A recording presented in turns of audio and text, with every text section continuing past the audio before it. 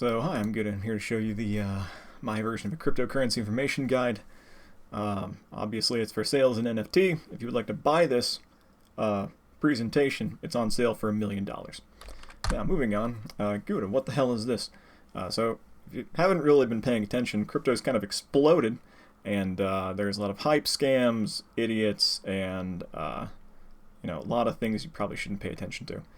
So, I can at least inform you of some of the problems and some of the good aspects about what this stuff actually does, in case you don't really know what it is or how it works or why it is an important thing. So hopefully I can provide a hype-free, easy-to-understand guide for what it is you're actually buying, and hopefully convince you how to identify and not buy into scams, pyramid schemes, and Ponzi schemes. So I'm not really going to go over, exactly how these things work. I'm not going to explain how a phone works. Instead, I'm going to explain what a phone can do for you. That's kind of like the goal instead. Okay? So, I'm not going to tell you how to buy or spend your money, but if you would like to buy crypto, I would recommend dollar cost averaging into a major smart contract system for 5 years. In other words, buy a set dollar value every month for 5 years. Just ignore prices, crashes, meme coins, tokens, tokenomics, and then after 5 years, decide what you want to do next. So this will not make you all the money possible, but it will keep your mind safe, and it will at least make you money, most likely. Alternatively, just buy an index fund or like a Vanguard account or something. So that's all I'm going to say about how to spend your own money. In general, dollar cost average into very volatile assets. Go all in onto very stable assets like an index fund. So if you shill a coin in the comments, I'll ban you. I've tried to avoid putting any explicit mentions of like any type of cryptocurrency in this presentation, just so you know.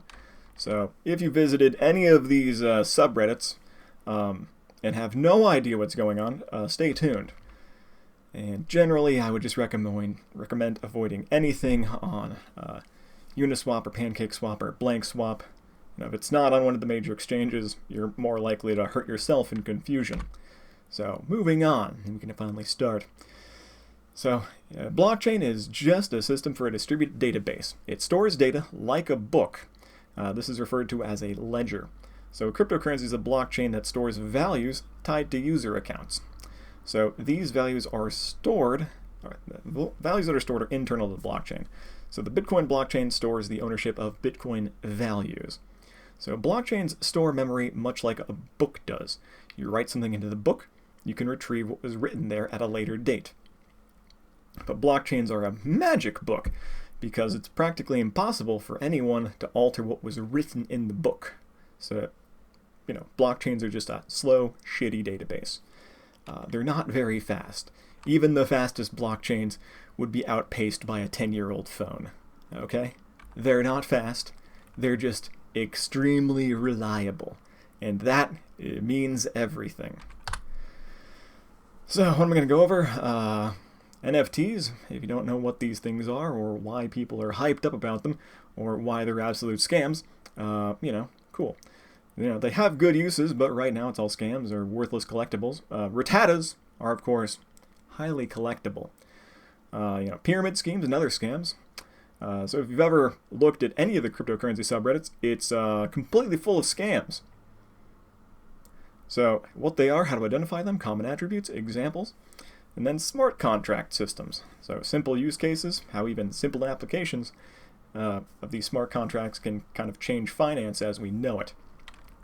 If there's anything that you would like a more detailed description of in a future video, leave a comment and I'll do like one follow-up video. I don't want to do this type of content, but if I don't do it, you'll get the information from somewhere else that's probably going to be a lot worse. So, an NFT is short for a non-fungible token. Fungible means identical itemization. So I can't tell one Kit Kat bar from any other Kit Kat bar. Non-fungible means a non-identical itemization, which means, there's two different types of things. So there's one piece of art, and there's another piece of art. They're not the same thing, are they? So a fungible item could be a ticket to access a concert. A non-fungible item would be a ticket to access a concert with assigned seating. A tokenized, non-fungible item would be a concert seat that is legally identified as existing on a blockchain. So all tokenization means is that people have, legally declared that this thing that is existing, the ownership rights of it are now identified by this thing that exists on the magic interwebs. Okay. So you may have heard that an NFT for the first Twitter tweet sold for millions of dollars. What does this mean? Much like how high-end art is commonly a vehicle for embezzlement or money laundering, NFTs provide the exact same use case. Are NFTs good? I would say yes. Are NFTs bad? I would say overwhelmingly also yes. It is their usage that dictates their usefulness. Presently, it's all scams, like many things. So, NFTs in the legal world. NFTs can be used to tokenize copyright ownership. Just because you make an NFT for something does not mean you own the copyright on that whatever. You have an NFT that says you own that item, but that NFT must be legally recognized for that itemization to make any sense.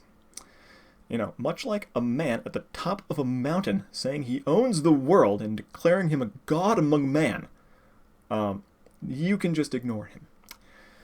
If you own an NFT, but don't have or don't exercise the legal horsepower to come after me when I infringe on your NFT, you don't own an NFT.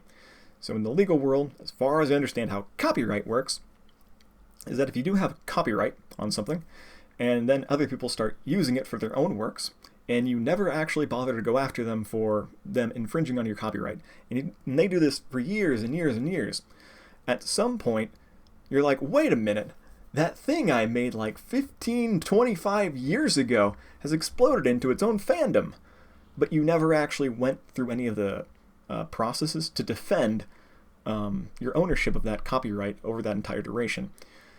So if you went to the court to try to settle this to get damages from all the people that were infringing on your copyright, the court might say that you've never bothered to defend it before. Why are you starting now? And they'll just say, well, it's open domain. Okay, so, if you're ever wondering why, major music labels or copyright owners, like Disney or Warner Brothers, will go after you for seemingly meaningless copyright infringements, that's why. Because if they don't, then there could be standing in court for them to, or for the public to argue that it should be a public domain asset instead. So copyright is a system designed to allow creators to profit from their own works. Writing a book is hard, copying a book is easy. So if you write a book and produce copies to sell, I buy one of your books and produce copies to sell. It took me about 30 seconds, took you about 2 years. So copyright would give you the legal foothold to sue me for damages.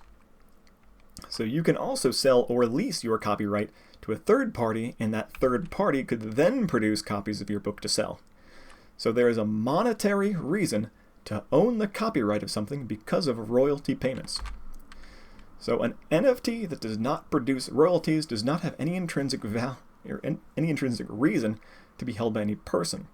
Why spend money on something that makes no money when you can spend money on something that makes money? So this is where the idea of the collectible market comes in for an NFT. Preferably you always spend your money on things that would net you more money in the future. So things that have guaranteed payments and such. Collectibles defy logic and reason, and they make no sense. You can never understand what a collectible might actually be worth in the future, because it might just at some point be determined it's collectible, and then its price explodes for no fucking reason because, some really popular YouTuber just started doing it, and then it's like, oh, everyone's gonna do it now. So the logical, reasonable, expected trade value of something is defined by the profit generation power of that thing. For example, housing. So there's 3 houses with monthly rents. House A rents for $2,000, House B rents for $4,000, House C is condemned and cannot legally be rented to tenants. So you would expect that the market value of B would be roughly twice that of A. House C might actually have a market value of less than 0 because of demolition costs. So again, if something generates revenue or generates profit, its price to buy that thing is reflected in its revenue or profit generation power. Because if you spend money, you're going to spend your money on the thing that makes you the most money. So you spend more on things that make you more. So let's go with NFT and royalties. So an NFT for a piece of art is produced. The closest example to royalty production for this item would be like a stock image site. Let's go with that. So people produce stock photos and sell or lease the copyrights of these stock photos to stock image services where people can pay to use the image or buy a print of the art. With NFTs, you could instead sell or lease the NFT to that service instead. This can create royalties for the art as people pay to use it in their productions. This is a form of rent generation and can be used to estimate the trade value of the NFT or copyright.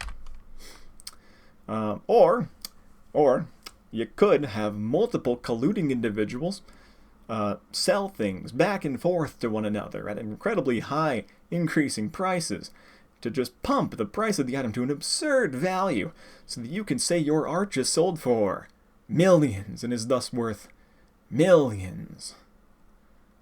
Okay, it's just people shuffling money back and forth. Hopefully that some other person outside of these colluding individuals will pop in and be like, yeah, I will buy it, and then no one else buys it afterwards, and whoever was in on the shell game at the end gets a nice hefty profit. And then the other person is left with what they think is something valuable because someone else might buy it afterwards, but the only people that were trading this thing was a bunch of people that were trading it amongst themselves. So this is a scam, and this is what NFTs are currently being used for, and it's similar to the high-end art market. Okay, so what is an actual good use for an NFT? So scalpers are terrible. They, some hot concert moves into town, and then the scalpers just go and buy every single ticket, and then they sell them on the secondary market at a markup. So, they could buy like a $40 ticket for a concert, and then it's like, well, where do people buy the tickets now? It's already sold out. Well, they can go to eBay or some other like secondhand ticket site, and then they can buy it from the person who bought it before them for, an upcharged price. So you're selling concert tickets to something, some limited occupancy event. You want to sell out, but you also want to sell your tickets for the highest possible price. So this would be a case where you would have a person do market research to determine how many customers there could possibly be, what those customers are willing to pay, and then determine, the price graph of where the intersection is to produce the most possible revenue from this event. Okay, so, it's pretty complex about how you would set a ticket price. A very similar event held on just one different weekend might command like 3 times the ticket price for whatever fucking reason. And if you're the venue owner and you don't properly account for these things, you could be missing out on a lot of possible profit from your event. So NFTs are a great use case for this. So you create an NFT for your 500-person concert with 500 tickets to be sold. Transference of tokens is locked when the concert is open for admissions. And when the concert opens, you can no longer buy or sell your tokens. So when it opens, everyone who's holding the token at the time, it just owns it, and then they can, present their ownership of the token, however that would fucking work in the future. Show it to the guy at the door. The door guy would burn your token and let you in, stamp your hand or something, hand you like some physical ticket instead. So proof of ownership of tokens grants you access just like a ticket would. When you enter the venue, your NFT is designated as burned, and you are given a physical ticket for the venue space. So, concert tickets as an NFT.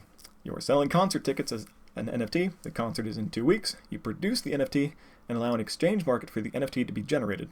Buyers post bids at the prices they want to buy a ticket for, and bids can also have requirements like 3 adjacent seats for a combined price of $150.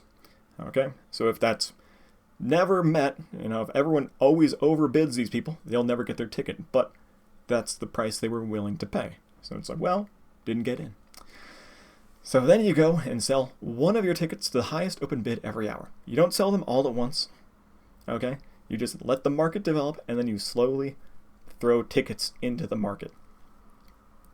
So as time goes on, the price might go higher or lower, but tickets will always be available for anyone to buy and sell. Someone might buy a ticket 2 weeks early for $20, but there was massive hype, and tickets started trading for $100 the day of the concert. And then that person might be like, well, I could go to the concert, or I could get $100 back.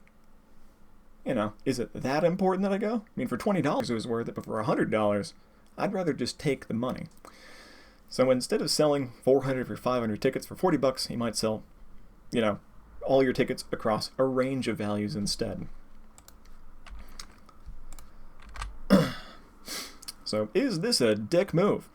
Yeah, probably, but ticket scalpers are a thing that exist and are arguably more destructive for ticket pricing and have no transparency. The worst among us generated a problem, and this is a solution to that problem. Is it the solution that we want? You know, dealing with trade markets? No, but it does work. It provides a transparent historical reference for ticket pricing and eliminates the possibility of forged tickets. If you got the ticket for the price you wanted, great. If you didn't, then you didn't, and you didn't get to go. So the expected outcome is that the band will maximize revenue without having to do market research to set a ticket price. So, takeaway. NFTs allow free market pricing where it would typically be very difficult or onerous to implement. It also gives transparent surge pricing, or price gouging, depending on your economic views. So, would using it in this way be illegal somehow under current law? I'm going to go with probably. I'm not a lawyer. So, are these pricing schemes rife for abuse? Absolutely. What a shitty future. Moving on. Tokenomics. Yeah, there's a lot of them. So, scams, tokenomics, and pyramid schemes. So, tokens can be made in such a way that gamify a pyramid scheme with game and system rules to make it seem like not a pyramid scheme. These are numerous. Presently, the most overhyped project is named SafeMoon. Yeah, BitConnect was 4 years ago. So, you know, that's the new biggest, fastest growing scam. So common features of these include a reward system for holding the token. So token holders might get paid with tokens when other people buy or sell tokens. So when other people move stuff around, you just accumulate more. Tokens might be burned, removing circulating supply, giving you the idea that the price is going up because there's less circulation. So there might be restrictions on how or when you can sell your tokens. There might be the idea of a liquidity pool, allowing you the option to always sell your tokens at a great price. You know, basically anything that you can use to confuse customers into thinking that whatever your pyramid scheme you're making is not a pyramid scheme. So, it only goes up coin, because obviously we can make, if we're going to use tokenomics to make something, may as well make the perfect scam. So let's design a scam coin. Not just any scam coin, but a scam coin that literally cannot lose value. The perfect pyramid scheme, and also an extremely obvious one. So as the dev, I'm stating all the rules for the system and am the initial holder of all the tokens. The rules are simple. You cannot market order sell the coin, or send it to someone.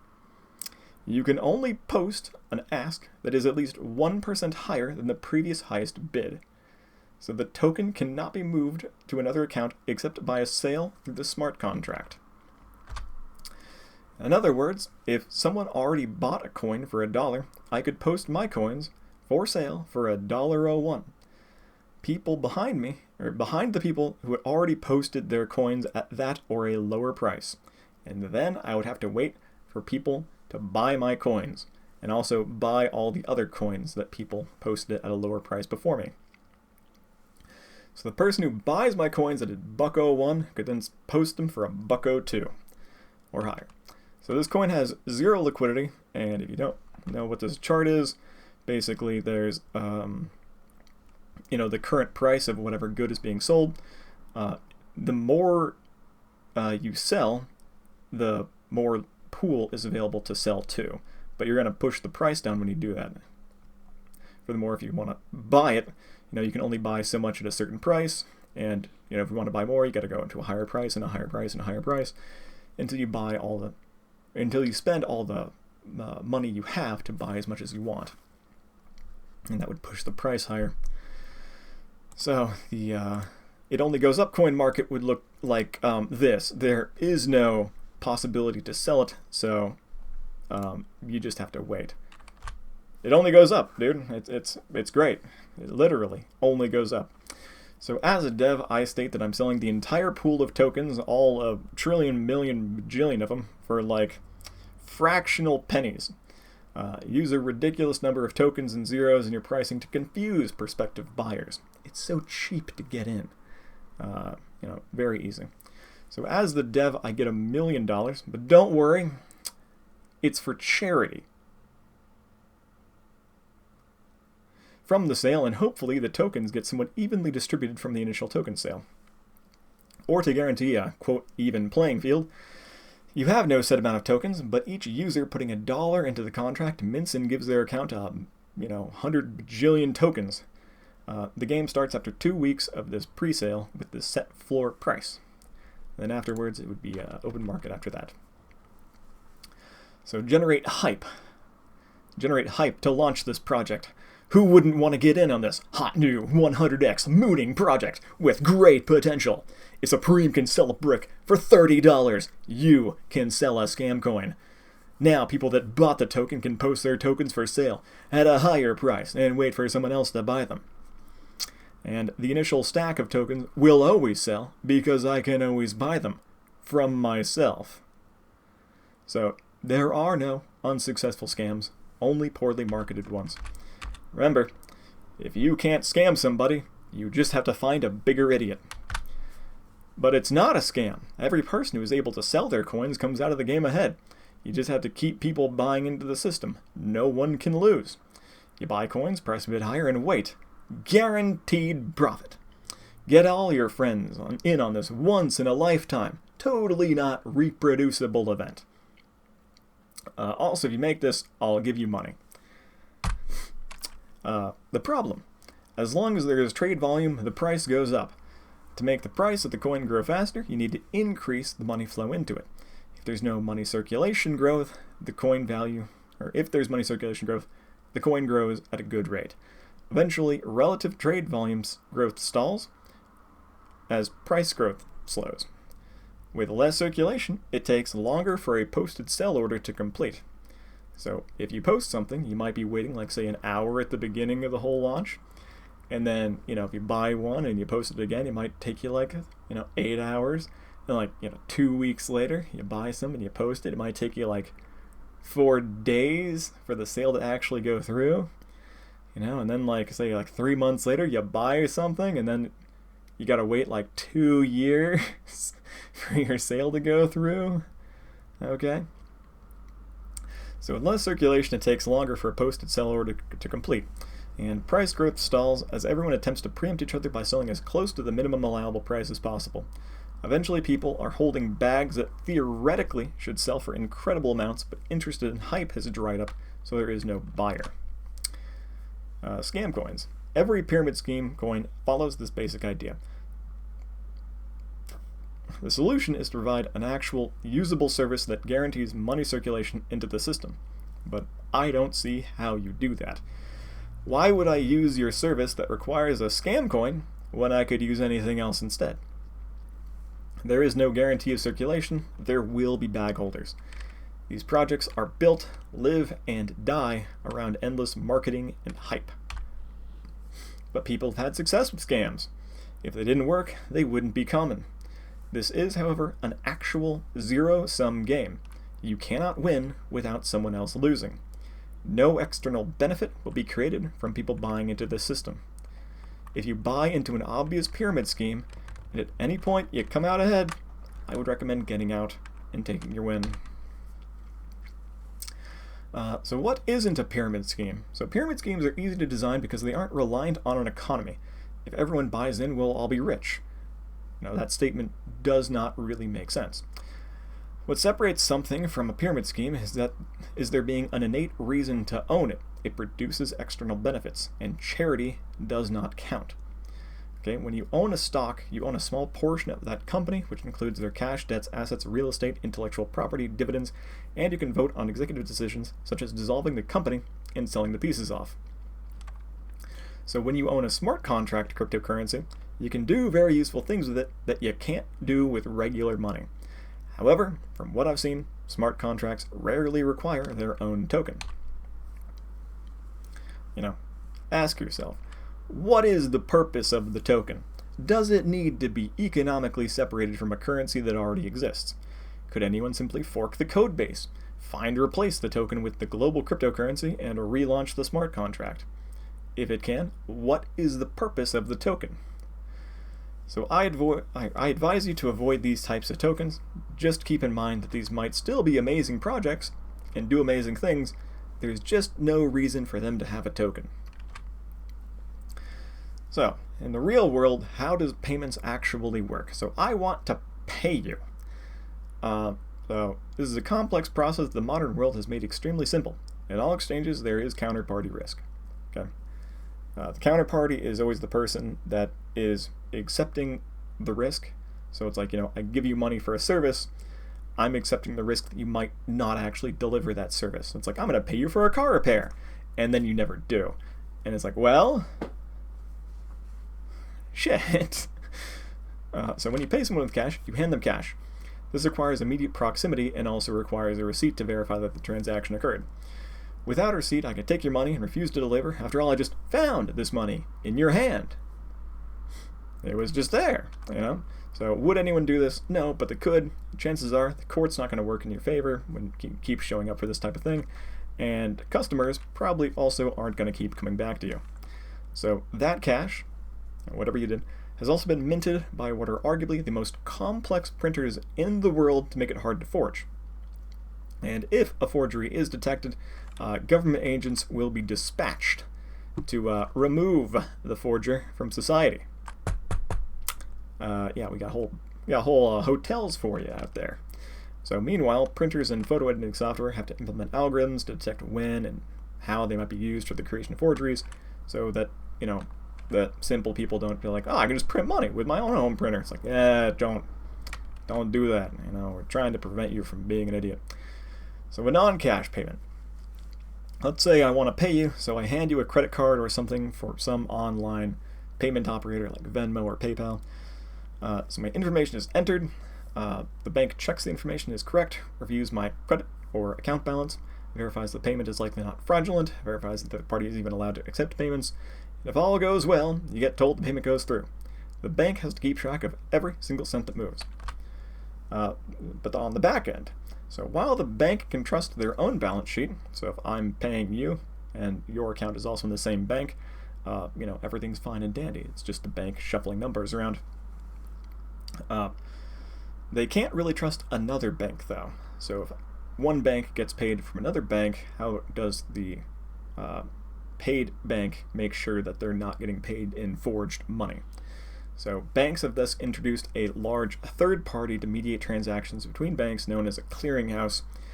Banks group their transactions at the end of the day, and the clearinghouse does bulk updates between the banks. Okay? So on your end, when you make a payment, it feels instant, but you're effectively paying on credit for a few business days. And the banks accept this counterparty risk. Clearinghouses, on the other hand, don't really want to do that because the amount of money they shift around is very large. Like, some of the biggest clearinghouses will process, multiples of trillions of dollars a day. So if, say, like there's a 1% default on some type of payment, it means that, they're on the line for, say, like $10 billion like that, which is kind of unacceptable.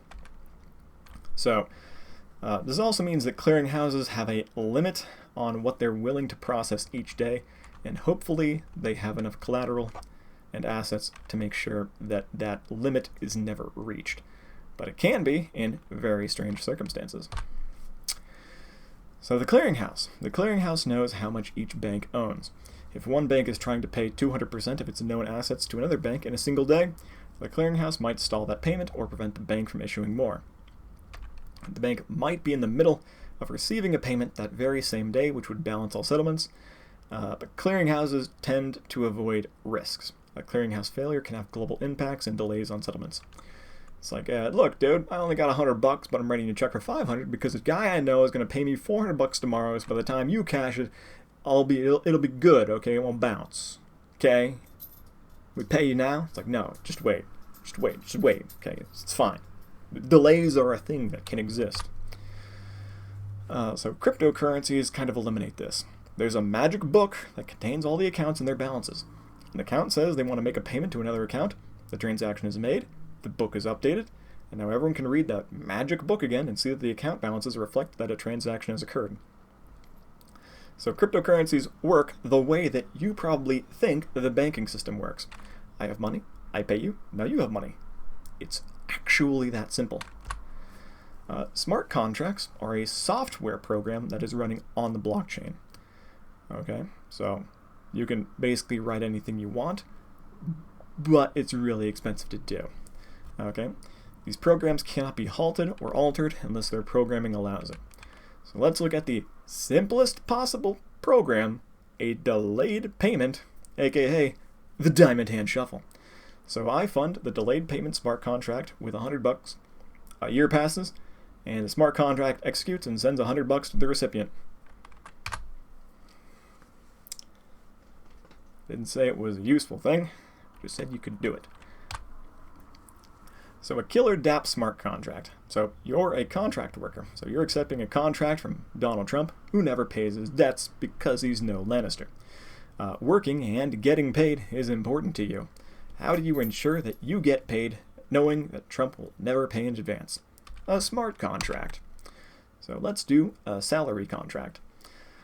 Salary employee has a wage of $1,000 a week, or anything where a person would be getting basically guaranteed payments over time. So this could be like, say, your Social Security, or like in the future there might be UBI, where you just get money every single like week or month from the government. Or there might be some type of like credit system, like like food stamps, where you're just gonna get that type of money for you every single month or week. Anything where you're getting a regular recurring payment system.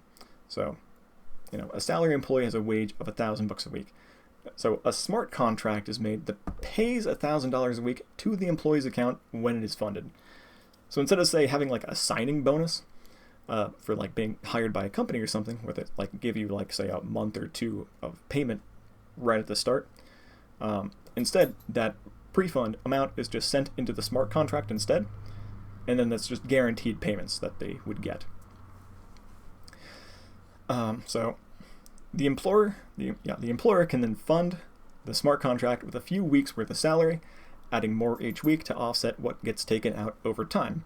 So if you're a complete scumbag, you can still attract great workers regardless of your history to actually pay them, because you can fund a contract that proves you have money to pay them, and you aren't just performing some shell game where you're just moving money around, making everyone think you actually have money when you really don't. So if the employee skips town, the smart contract will still execute and pay out, and the employer might be screwed out of some money.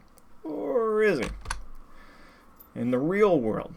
So if there is a smart contract, the employer can always sue the employee for the value of their future payments from the smart contract when they void their real world work agreement contract.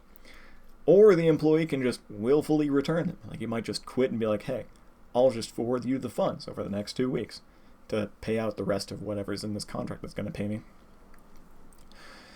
So smart contracts like this work because real-world enforcement mechanisms make them extremely safe for employers. Same way that regular things in the real world work. Okay, you use the blockchain systems of guaranteed systems, like these guarantees on these blockchain systems, then you use the real world as an enforcement mechanism on top of them. So an employee can work exactly up to the point when the contract runs out of money and then refuse to work, because it's guaranteed that the employee is not going to get paid. The employee does not have to trust that his employer is, quote, good for it, just work strike when the smart contract is depleted of funds. But Gouda, that just sounds like paying with extra steps. So let's develop a credit system based on delayed payments. So a city employee has a smart contract that pays $1,000 a week. Because the city employee has a guaranteed earnings of $1,000 a week, that employee can now leverage his guaranteed future earnings as credit to buy things right now. So that employee and 39 others just like him pay $100 towards a service provider, like a lawn service, or like their internet service, or their phone bill or something. So that lawn service can now leverage their future payments as credit, because they're guaranteed going to get something, to, say, purchase a truck on a loan. And that loan might have a payment of $100 a week on it. Okay, so yeah, and then they could just leverage $100 a week of all those incoming payments as payments on the loan, because you know they're good for it, probably. So now the bank has a guaranteed payment of $100 a week to leverage with from sending out that loan. So credit. I'm going to receive guaranteed regular payments, so I'm going to automatically forward money to pay for rent and loan payments. Those people receiving payments are now also receiving guaranteed payments, who can then automatically forward money to pay for loan payments. So I don't need a massive company to run a credit check on you to see what your finances are, if I can see enough history of them in circulating flow to calculate what you're easily capable of paying. Okay, so does this sound like fractional reserve banking? So how much money actually needs to be in the system for all these payments to properly execute? If all the smart contract payments and timings are balanced correctly, there is no limit to the upper bound of money multiplier effect that can be drawn from these delayed payment systems. In other words, think of it like I hand $100 to you, and the moment I do that, it's shifted through 12 other companies, and all of them start providing services to each other. Okay? It's just boom, goes right on through. So each contract holds a buffer amount of money that guarantees payments will succeed for a set duration, and users can be notified of potential payment failures before they even happen. Credit and loans can be allocated based on chains of payment buffers. But the current problem are smart contract fees.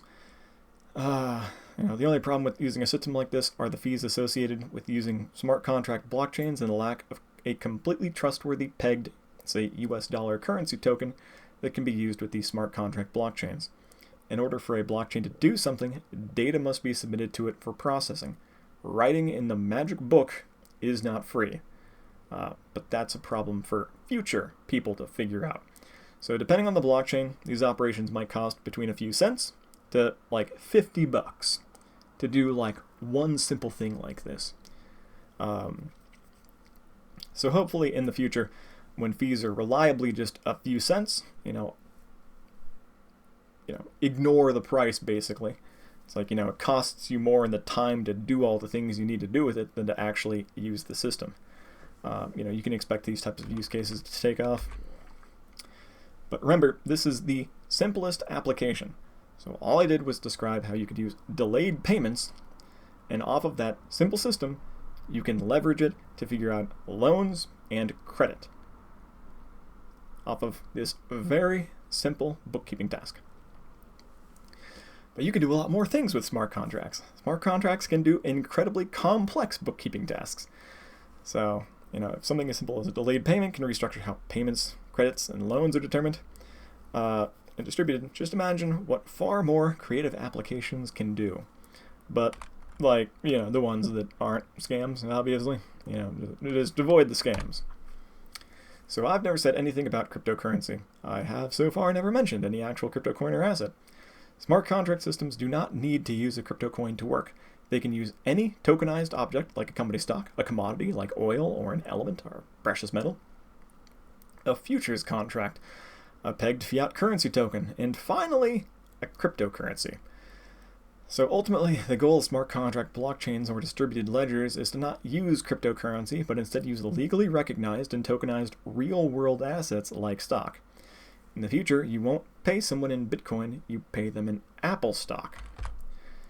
But, Bitcoin is the future. No, blockchain finance is the future, which has nothing to do with cryptocurrency. If large finance groups want to use crypto payment systems, they will have to use less volatile assets for use in long-term loans.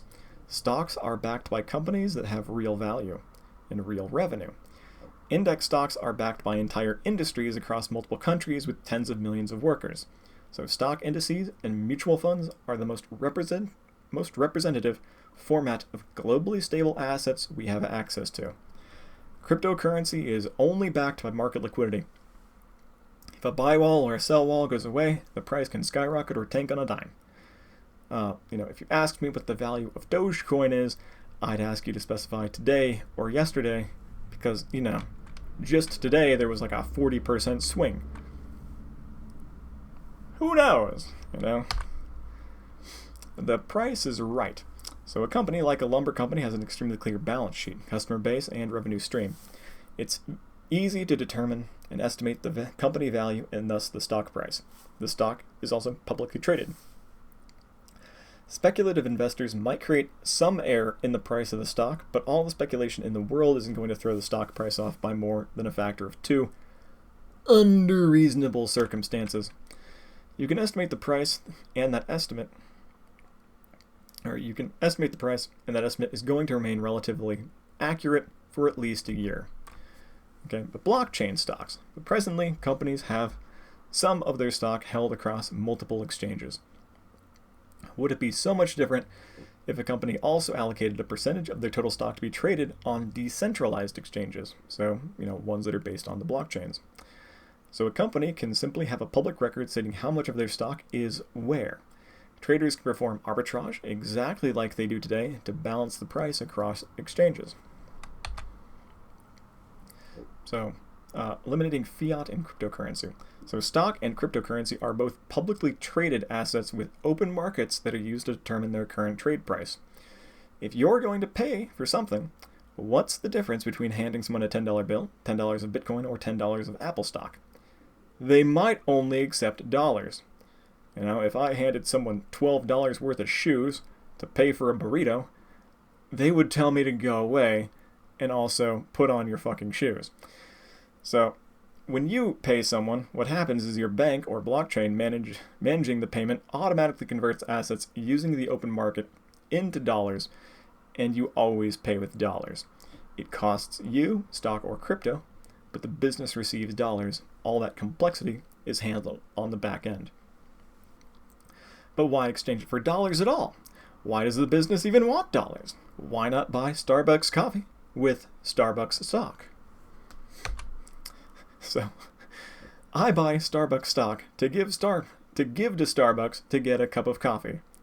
Yes, you add liquidity to their stock market and push their stock price higher, if ever so slightly. This in turn lets Starbucks trade their stock for more of the things they need, like ingredients to brew another cup. If this sounds like a company store, that's because it is. So, the whole point of inflationary money is to produce a worthless asset in the long term. Money is a means to an end, the accepted middle point to simplify the bartering process. Governments want people spending their money and hoarding assets. Don't hoard money, hoard assets. If you hoard money, inflation's going to get you. So when money is spent, goods and services are exchanged. More exchange means more of this useful humanity stuff is made. So what better way to get people to hoard assets than to get them to spend assets to purchase other assets? So that way, they're always holding assets. If there was a trading pair market for everything, you don't need money.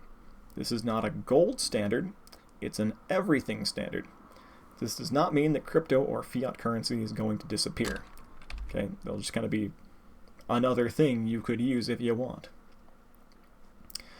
So this is not going to happen overnight, so there's still a decent chunk of humanity that's left for electrification. Computers and phones still need to be distributed, so in 10 years, it's likely that basically everyone on Earth is going to have one of these things. So when there is something that is presented, some new fundamental idea of how the entire world has changed, generally it takes the next generation growing up just acclimating with that thing over their entire lifetime and be like, yeah, it's always been that way, right? It's like, no, actually it hasn't. Okay, so that next generation is what will in the future be the politicians that enact all these government policy shifts that change how all this stuff works. So my guess is by about 2060, at least, or, sometime before then, 2060 at the latest, we should see a fantastical shift in how people visualize what wealth is, and a future where you can buy apples with oranges. If this all sounds too confusing, don't worry. Your phone app or bank or whatever will make this as seamless as paying with a credit card today.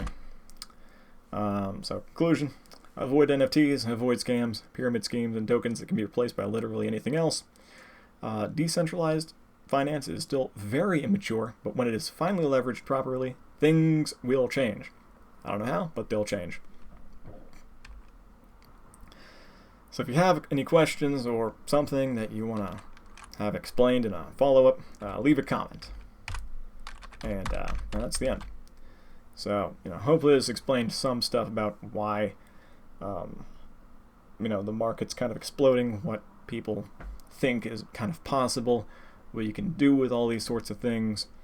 I've really only scratched the surface with this presentation, even though it's like an hour long.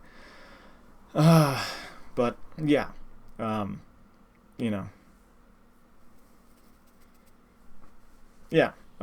stay tuned. I'll probably have one more video like this. Not my regular content. Don't expect this to be like a regular thing. I'm not your finance guy. I'm not your lawyer. I'm good. Okay. I'll see you next time.